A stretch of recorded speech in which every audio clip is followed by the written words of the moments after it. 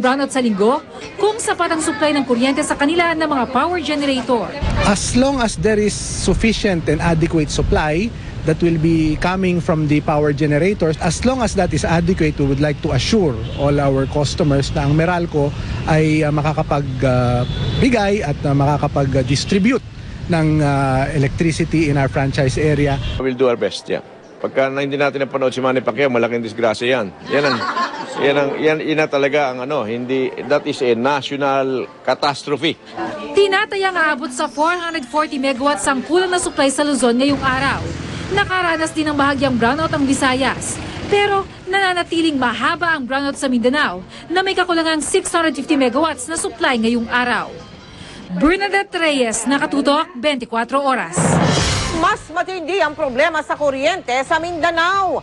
Pinangangambahang pang tumagal hanggang eleksyon ang krisis doon. Nakatutok si Julius Segovia.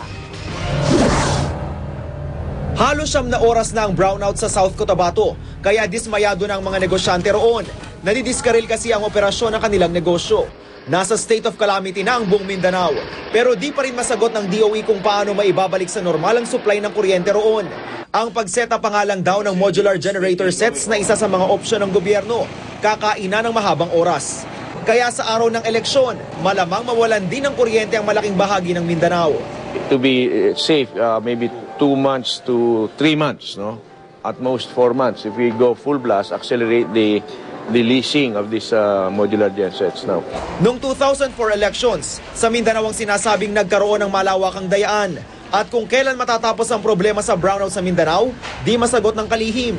The only thing that's certain is we will do our best and try to solve it this soonest possible time. Makikipagpulong pa si Reyes kay Executive Secretary Leandro Mendoza kaugnay sa State of Calamity Declaration sa Mindanao. Ang malinaw lang daw sa ngayon, may kapangyarihan ang mga lokal na pamahalaan doon na gamitin ang 5% ng kanilang calamity fund para tugunan ang power crisis. Bagay na kinatatakutan ng isang grupo ng mga negosyante. It's up to the local governments to use it properly or not. Pero alam mo, everybody's running for election, so may malaking temptation na gamitin yung pondo. Ang palasyo naman, narawagan sa lahat na magtipid sa gitna ng power crisis. Julio Segovia, Nakatutok, 24 Oras. Kaligtasan mo sa Alerto 24. Dahil umano sa pag-uunahang makakuha ng pasero, 4 na pusang nagkarambola sa EDSA sa Makati kaninang umaga. Kabilang sa mga sugatan ay isang bata na tumama sa basag na windshield ng bus. Si John Consulta, Naka-Alerto 24, eksklusibo. Kuha ito ng isa sa mga pasahero ng isa sa 4 na bus. Ilang segundo matapos ang karambola sa panunukan ng EDSA at Arnaiz Avenue sa Makati. Rush hour, mag-aalas 8 kaninang umaga. Sugatang bumaba ang ilang pasahero, kanya-kanyang hingi ng saklolo. Ang iba, naisakay sa ambulansya na agad dinala sa ospital. Wasak ang unahan at huli ang bahagi ng mga naaksidenteng bus, lalo na ang mga nasandwich sa karambola. Nagkalat naman ang mga bubog at debris sa kalsada. Nagkabuhol-buhol din ang trapiko sa southbound lane ng EDSA. Kwento ng driver ng bus na nasa unahan ng aksidente. Bigla raw huminto ang bus na kanyang sinusundan. At anong gagawin kung ilag doon? Hindi na kinaya ng preno? Kasi malakas yung impact sa likod. 2 bus na sa likod na sumalpak sa amin.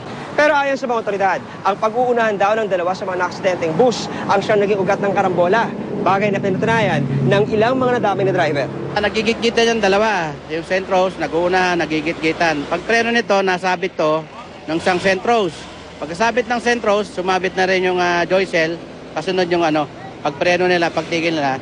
Yung impact, nagkaroon ng chain reaction. Karerahan sila para makauna sa isang bus stop para makuha niya yung pasahero.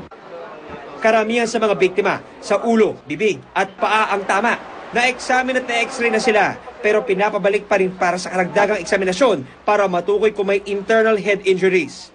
Sobrang grabing laking abala nito kasi papasok dapat ako ng trabaho ngayon. Yung kikitain ko sa linggong yun, saan ko kukunin? Yung pangkakain ko sa araw-araw. Trauma naman ang inabot ng 5 taong gulang na batang lalaki na ito matapos tumilapon papunta sa harapan ng windshield ng sinasakyang bus. Tumilapon po siya sa may salamin. Kaya siya puro bubog. Sa harapan, opo. Nangako ang bus companies na kanilang sasagutin ang mga gastusin ng mga nasaktan. Pwede natin silang kasuhan ng reckless imprudence resulting in multiple damage to property and multiple physical injuries. John Consulta, Nakatutok, 24 Oras. Inold up ng mga armadong lalaki ang isang internet shop sa Mandaluyong. Tinutugis na ng mga pulis sa mga sospek. Nakitang-kita sa CCTV camera ng establishmento. Si Oscar Oida Naka-alerto, 24. Kitang-kita sa kuwang ito ng CCTV camera kung paano nanloob ang isang grupo ng mga lalaki sa isang internet cafe sa Mandaluyong. Sa una, animoy nagmamatsyag muna ang mga suspect sa labas ng pinto.